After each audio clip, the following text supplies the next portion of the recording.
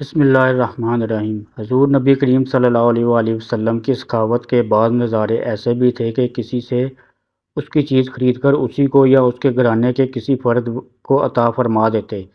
جیسا کہ غزوہ ذات الرقاع سے واپسی کا سفر جاری تھا، حضرت جابر بن عبداللہ رضی اللہ تعالیٰ عنہ کا اونٹ کافی لاغر اور کمزور تھا، بار بار لشکر سے پیچھے رہ جاتا۔ رسول کریم صلی اللہ علیہ وآلہ وسلم نے اونٹ کی یہ حالت دیکھی تو اسے آہستہ آہستہ لکڑی ماری۔ وہ اونٹ اس قدر تیز رفتار ہو گیا کہ اب دوسرے صحابہ کرام کی اچھی اچھی سانڈھنیوں سے بھی آگے نکل جاتا تھا۔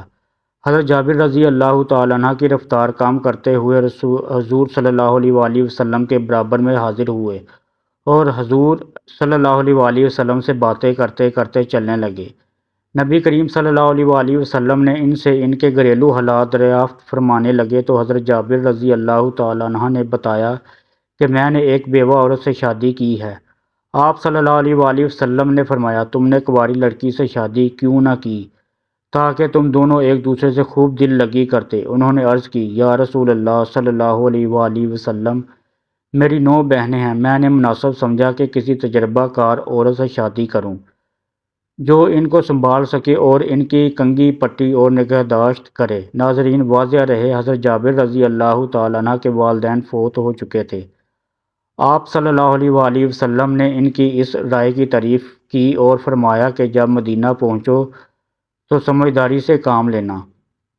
نبی رحمت صلی اللہ علیہ وآلہ وسلم نے فرمایا، اے جابر، تم یہ اونٹ مجھے بیچتے ہو؟ حضرت جابر رضی اللہ تعالیٰ عنہ نے بلا معاوضہ تحفۃً پیش کرنا چاہا، لیکن نبی کریم صلی اللہ علیہ وآلہ وسلم نے قیمتاً خریدا اور ایک اوقیہ سونا قیمت ٹھہری۔ مدینہ منورہ پہنچنے کے بعد اگلے دن حضرت جابر رضی اللہ تعالیٰ عنہ اونٹ رسول کریم صلی اللہ علیہ وآلہ وسلم کی بارگاہ میں پیش کرنے کے لیے لائے اور مسجد نبوی شریف کے باہر باندھ دیا۔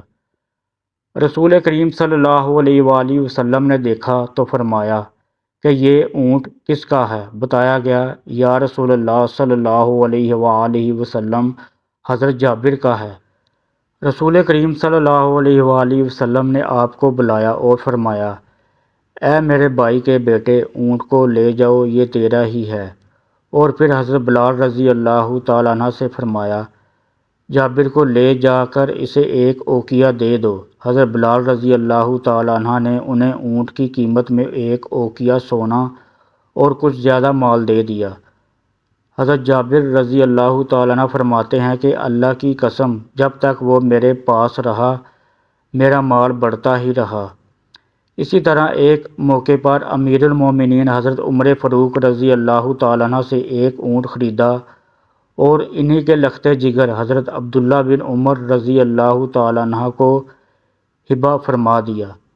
کبھی تو ایسا بھی ہوا کہ اپنے بدن مبارک پر پہنا ہوا کپڑا بھی عطا فرما دیا، جیسا کہ حضرت سہل بن سعد رضی اللہ تعالیٰ عنہ بیان کرتے ہیں کہ ایک عورت ایک چادر لے کر آئی۔ اس نے عرض کیا، یا رسول اللہ صلی اللہ علیہ وآلہ وسلم، یہ میں نے اپنے ہاتھ سے بنی ہے، میں آپ کے پہننے کے لیے لائی ہوں۔ آپ صلی اللہ علیہ وآلہ وسلم کو ضرورت تھی، اس لیے آپ نے وہ چادر لے لی۔ پھر آپ صلی اللہ علیہ وآلہ وسلم ہماری طرف نکلے اور اسی چادر کو بطور تہبند باندھے ہوئے تھے۔ ایک صحابی نے دیکھ کر عرض کی کہ کیا اچھی چادر ہے، یہ مجھے پہنا دیجیے۔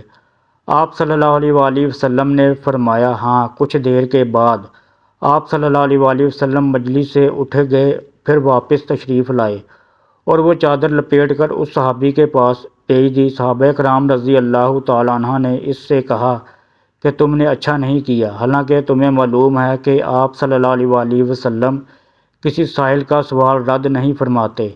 وہ صحابی رضی اللہ تعالیٰ عنہ کہنے لگے، اللہ کی قسم، میں نے صرف اس لیے سوال کیا کہ جس دن میں مر جاؤں یہ چادر بطور تبرک میرا کفن بنے۔ حضرت سہل بن سعد رضی اللہ تعالیٰ عنہ فرماتے ہیں کہ وہ چادر اس کا کفن ہی بنی۔